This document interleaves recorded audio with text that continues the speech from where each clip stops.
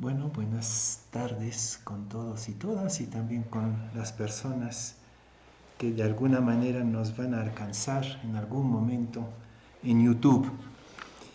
Eh, para los peruanos, pues la pandemia es dura, somos uno de los países más golpeados y todavía estamos en confinamiento hasta el 30 de junio. En teoría después ya no haremos estas reflexiones de fe a partir de la situación de crisis que estamos viviendo. Por lo menos sobre este tema vamos a cerrar el 30 de junio. Teresita y Micaela nos van a abandonar el próximo miércoles. ¿No? Poco a poco el monasterio se va vaciando poco a poco de estos queridos huéspedes que estaban varados en nuestro monasterio desde 2, 3 meses, ¿no? Y hasta nuestros hermanos Víctor y Anita esperan poder volver lo más pronto posible a Lima. Pero mientras tanto, la imagen fuerte que tenemos ante los ojos y que quizás no nos atrevemos a mirar teniéndola ante los ojos, es la muerte. Es el tema de la muerte. Es el personaje central de estos meses, de estas semanas, y en nuestro país especialmente las últimas semanas. Entonces me voy a atrever, aunque sea justamente arriesgado, ¿no? A mirar la muerte cara a cara y desde la perspectiva de la fe. ¿Qué significa ser mortales y cómo nos situamos frente a esta realidad, también diferentemente según las edades, según la salud también, ¿no? Pero creo que es importante para el creyente poder dialogar con su muerte, con la muerte que nos rodea, la muerte de la gente querida y bueno, tanta gente confrontado con esta realidad de la muerte. Entonces voy a poner un título, saben que siempre me gusta poner un título un poco llamativo y como soy, ustedes lo saben ya, fanáticos de ópera, voy a poner el título de una famosa aria de la ópera Carmen, cuando Carmen baraja las cartas y dice la muerte, siempre la muerte. Entonces voy a poner ese título un poco macabro, ¿no? La muerte, siempre la muerte. Sí, esta muerte es el personaje central, pero también controvertido en este momento, bastante controvertido de diferentes maneras. Voy a tratar de ver cómo justamente hay una confusión, un conflicto a propósito de la realidad de muerte que estamos viviendo. Se nos dice que ya el número de muertes en el mundo de esta pandemia son más de 300.000, seguramente que Cristín me puede decir la cifra exacta, 380.000 creo, ¿no? En 3 meses de pandemia. Pero me acuerdo que también en la guerra de Siria hay hasta ahora más de 300.000 muertos también. ¿Qué diferencia hay entre estas muertes de la pandemia y las muertes de la guerra? La primera se nos impone a todos, quizás no a todos de la misma manera. Acabamos de decir que los varones son más vulnerables al virus que las mujeres, los pobres, en fin, no estamos todos iguales ante esta muerte, pero todos estamos expuestos, porque es una muerte que no nos avisó y tampoco nos pidió permiso, está ahí fuertemente. En cambio, en las guerras se trata de muertes que nosotros fabricamos con nuestras armas. El Papa denuncia constantemente el tráfico de armas, la industria de las armas, como algo realmente dramático en la sociedad humana. Y estas muertes que fabricamos nosotros, que infligimos nosotros, no nos parece tan insoportable, ¿no?, como la de la pandemia, ¿no? Todos los días calculamos los muertos, ¿no? O sea, no hacemos lo mismo con las guerras, porque las fabricamos nosotros. Y son muertes banales, ¿no?, totalmente banales. ¿Por qué? Porque es la muerte del otro. Y en general del otro, realmente muy otro, que es el musulmán, que es el pobre, que es el otro, pues, el que no tiene nada que ver conmigo. En cambio, con la pandemia, lo que se nos impone es una muerte insoportable. ¿Por qué? Porque es una muerte sobre la que yo no tengo ningún tipo de control. Pareciera que ni siquiera los científicos saben de qué se trata y cómo manejarlo. Hay unas noticias, ¿no?, que tenemos todos los días en los periódicos que me parecen a veces muy, muy ridículas y por otra parte muy significativas. Son todos los líos sobre el conteo de los muertos, cómo se cuentan los muertos, ¿no? Se han dado cuenta, pues hay modelos matemáticos para contar, prever la cantidad de muertos que va a haber. Después dicen, no, nos hemos equivocado, unos están ocultando los muertos, ¿no?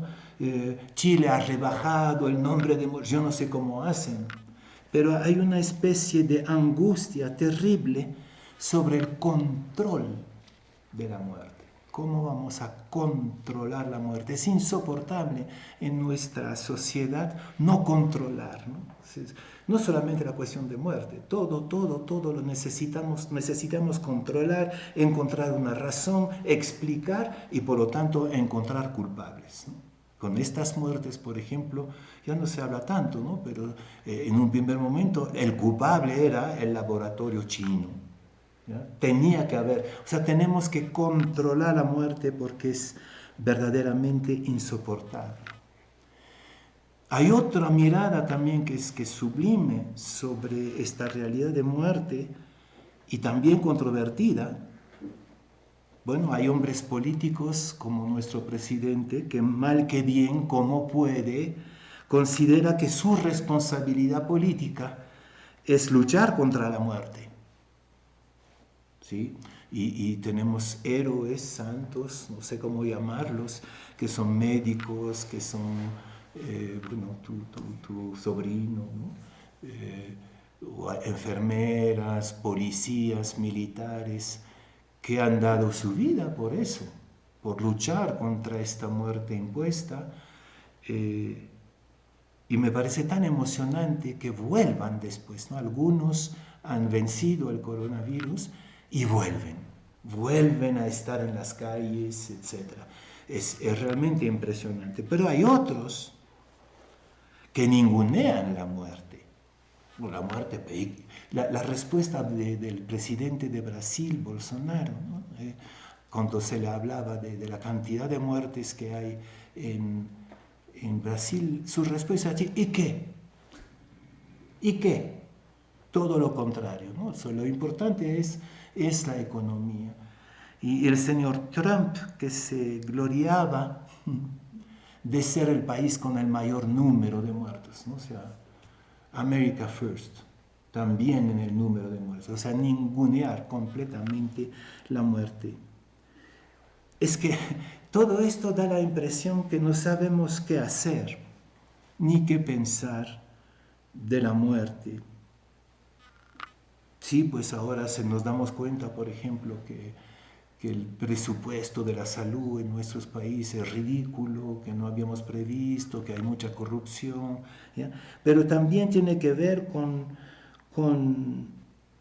el no confrontar a la muerte, es decir, el no integrar la realidad de muerte en nuestra cultura, en nuestra visión de la humanidad. Seguimos fabricando armas, es uno de los negocios más interesantes. Seguimos desarrollando una minería mortífera, por lo menos para el medio ambiente, etc. Estoy yendo por todas partes.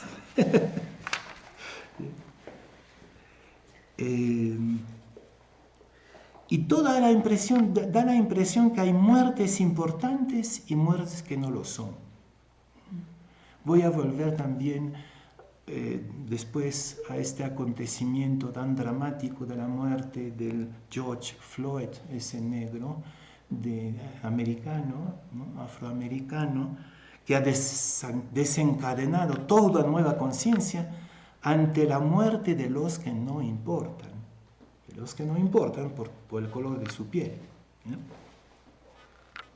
Bien, todo esto nos devuelve, si quieren, a nuestro conflicto profundo con la muerte, sobre todo en la cultura occidental. Pienso que en las culturas más tradicionales, como la cultura andina, como otras culturas más tradicionales, el problema no es el mismo.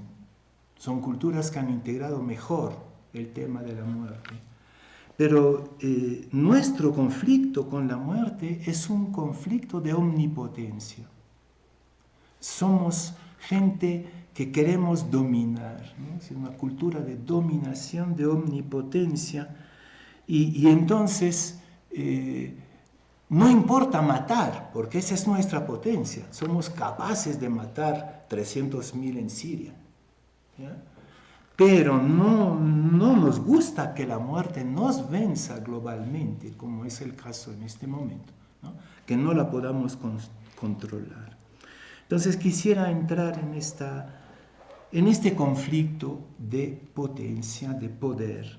¿Quién es más fuerte? ¿Yo que mato o la muerte que me mata?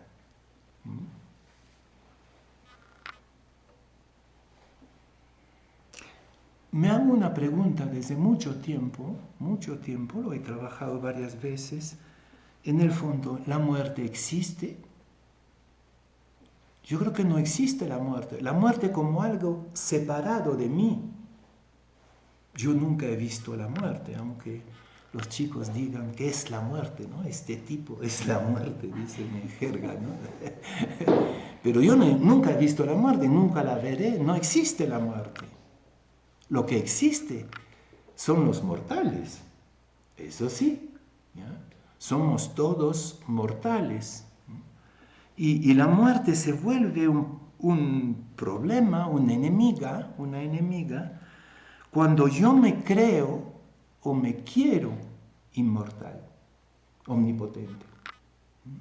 Y nuestra cultura, nuestra manera de vivir hace todo para ocultar la realidad de que somos mortales, que no somos inmortales. Hace poco alguien muy serio me ha dicho que dentro de poco vamos a encontrar una solución a la mortalidad y ya vamos a ser inmortales. Pobrecito, qué terrible sería ser inmortales, qué horror, ¿ya? Pero el problema es un conflicto con nosotros mismos, ¿no? Con el hecho que somos mortales sí o sí. No quita que hay maneras de morir que son profundamente injustas, ¿no? Con mucho sufrimiento, o por la miseria, o por la guerra, o por la injusticia, por el hambre, etc. O sea, son maneras de morir que son contra las cuales hay que luchar, ¿no? Pero el hecho que vamos a morir, pues esa es nuestra realidad más, yo diría, más innegable, es lo más innegable. Todo el resto te lo puedes poner en tela de juicio, lo puedes discutir, puedes dudar. La única cosa de la que no puedes dudar es que eres mortal, ¿ya? Y no solamente en el momento en que vas a morir, sino desde el momento en que sales del seno materno. Y por eso creo que nuestra muerte es la experiencia más importante de la vida, más importante de la vida. Si no considero mi vida desde mi ser mortal, es decir, mi ser limitado en el tiempo, en la capacidad, yo voy perdiendo capacidades poco a poco, voy muriendo paso a paso. ¿Ya? Si no miro toda mi vida desde ahí, si borro esta realidad, mi vida se vuelve ridícula, totalmente ridícula, absurda, tonta. Y el problema es que es así que se nos pretende hacer vivir, ¿no? Se nos pretende hacer vivir borrando esta realidad fundamental. Yo me acuerdo de mi mamita que decía, no quiero que me roben mi muerte, es ahí donde yo me espero, es ahí donde me espero. Desgraciadamente se la robó un poquito, ¿no?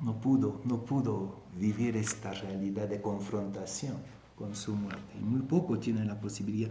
Pero sin ella, mi manera de vivir es fofa, es chistosa, es ridícula, realmente ridícula, ¿no? Como dice la famosa parábola de Jesús, ¿no? Cuando habla del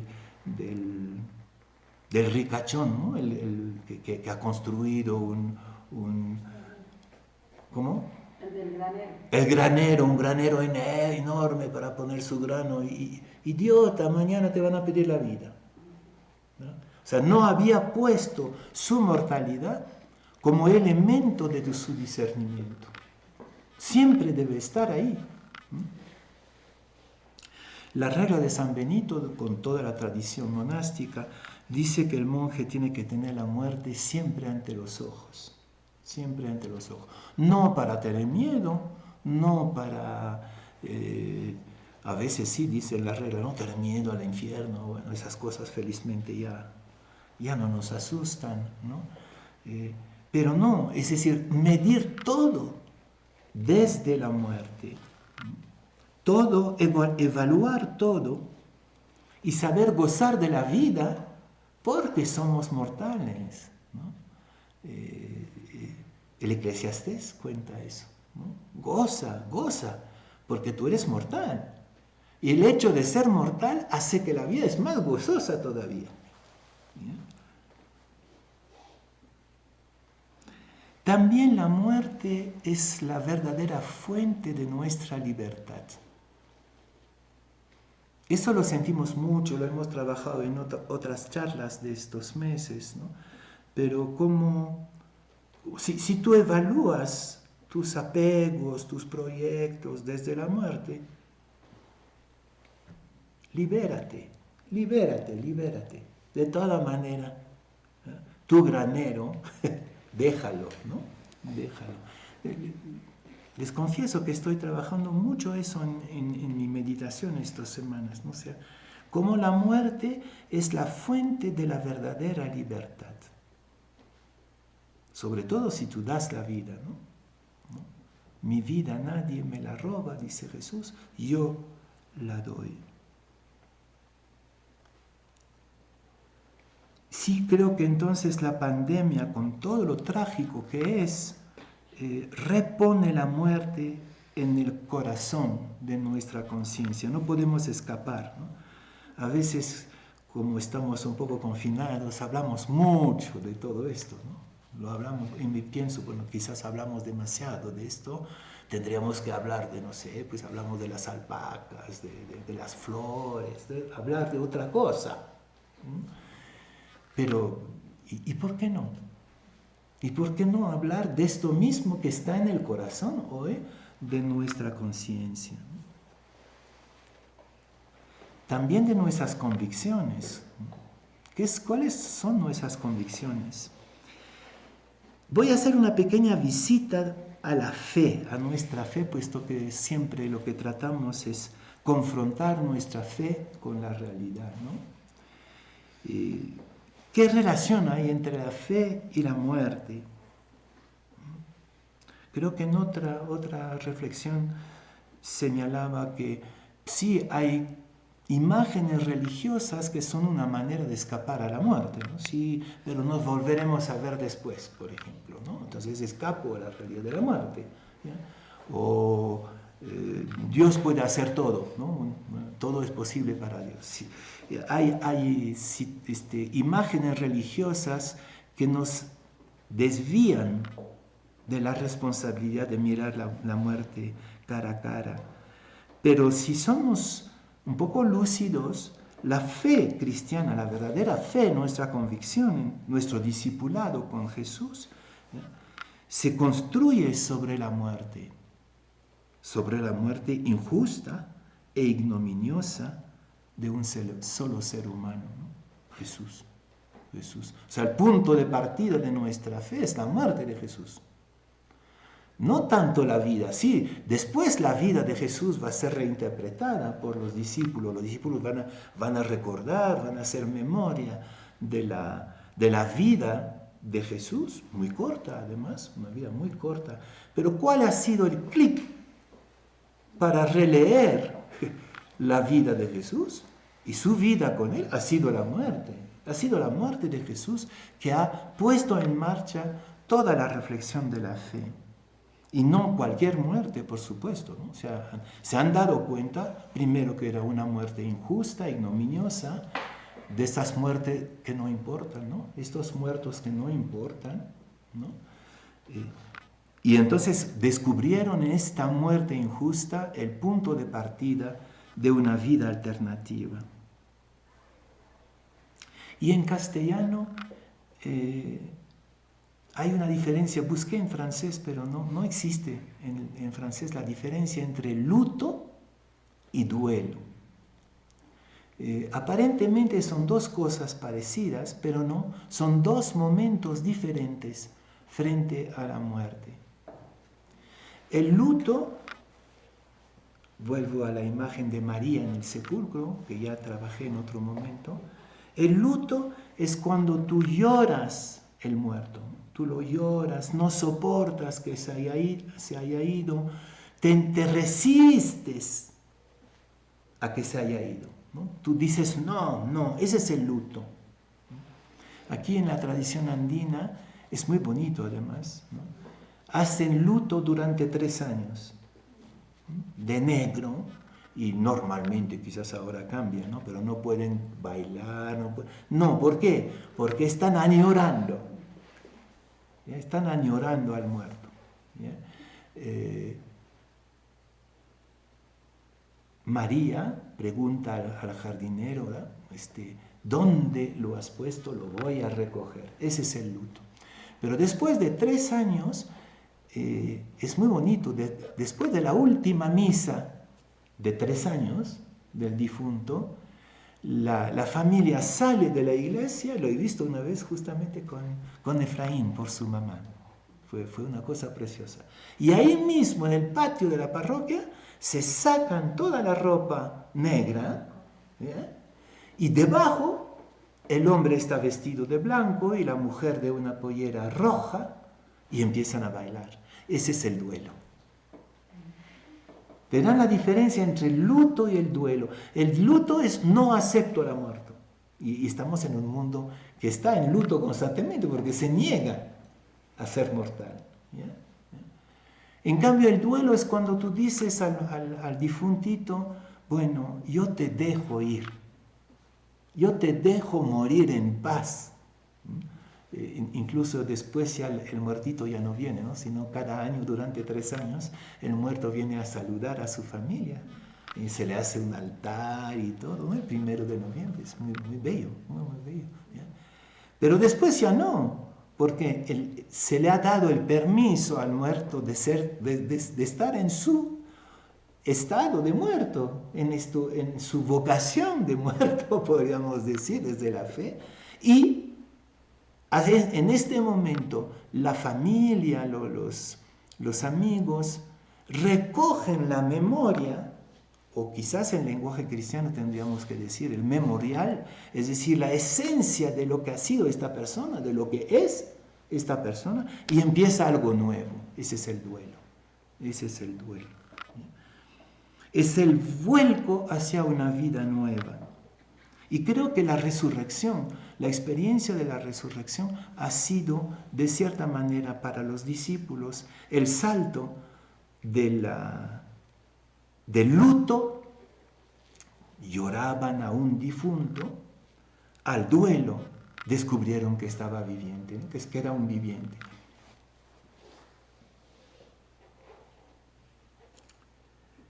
Por lo tanto, como dice San Lucas también, la muerte es necesaria. No es una fatalidad. ¿Qué vamos a hacer? Pues es así, somos mortales.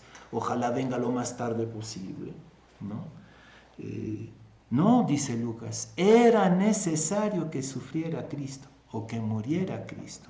La muerte es absolutamente necesaria para descubrir la gloria, ¿no? Era necesario que sufriera Cristo para que entrara en su gloria. Lo mismo para nosotros, ¿no? La muerte, la nuestra y la de los demás, es la condición para entrar en la gloria divina de lo humano. Curiosamente, porque solo a través de la muerte descubrimos el sentido. Tú hablabas del misterio también esta mañana, ¿no? A propósito de la pareja, ¿ya? Del misterio del otro. Este misterio del otro no lo puedo captar plenamente si no se ha ido, de cierta manera, ¿no? Yo no puedo entrar en la plenitud de su misterio divino sino cuando ya no está. Por eso era necesario que muriera Cristo. Termino volviendo a nuestro bautismo. ¿Cómo recuperar nuestra identidad de bautizados?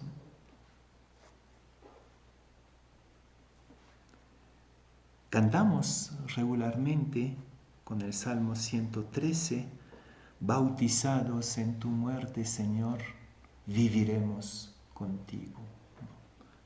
El bautismo es una experiencia de una muerte vivificadora. Bautizados en la muerte de Cristo. Y por lo tanto, hay que reaprender a morir.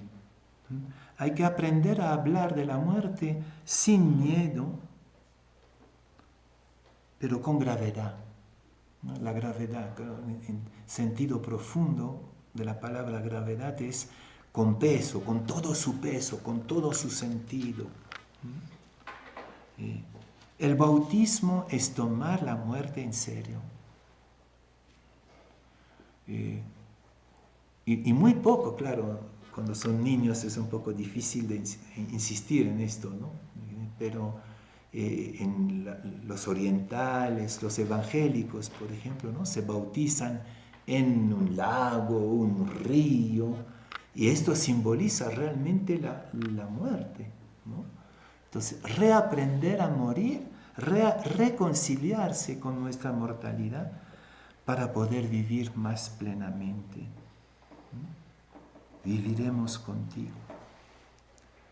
Más allá del rito bautismal, que creo que sí es muy bello también, hay que vivir como bautizados. Es decir, vivir con esta conciencia permanente de nuestra mortalidad como condición y fuente de nuestra resurrección. Bueno, vuelvo a la imagen de la familia de Efraín, ¿no? Después de 3 años del luto de su mamá.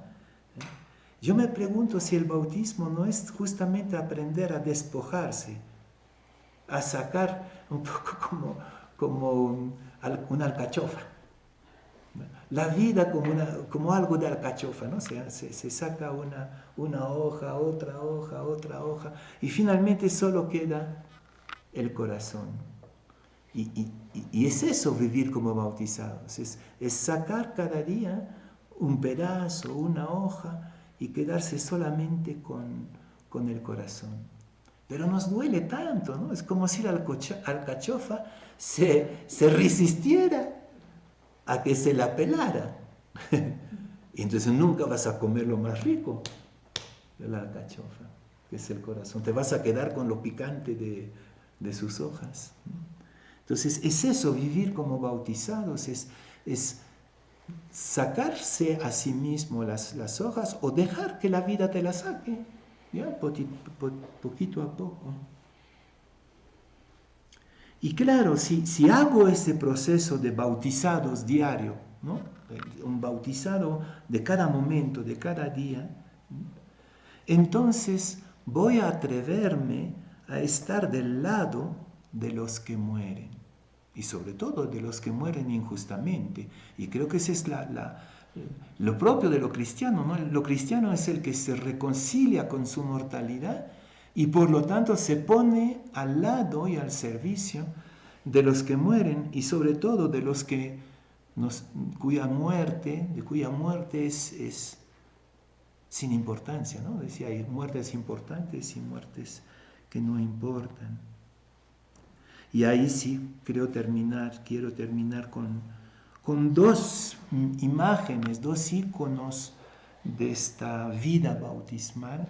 De nuevo, son los servidores de la salud, ¿no? Que sean los médicos, las enfermeras, los bomberos, los soldados, etcétera, que son ahí como los que se han puesto de rodillas ante los mortales, ante la muerte. Pero también pienso en lo que está pasando alrededor de este acontecimiento de George Floyd, ¿no? de esta persona afroamericana que mataron, que un policía mató aplastándolo, ¿no? Voluntariamente. Este tipo de acontecimiento en el mundo se da cada día, ¿no? Bueno, este ya era la gota que hizo desbordar y el mundo entero se movilizó, ¿ya? Pero contemplar esas dos imágenes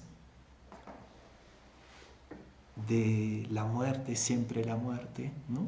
De lo que canta Carmen en la ópera, ¿ya? Contemplar estos dos íconos como para devolvernos nuestra identidad, nuestra vocación de bautizados.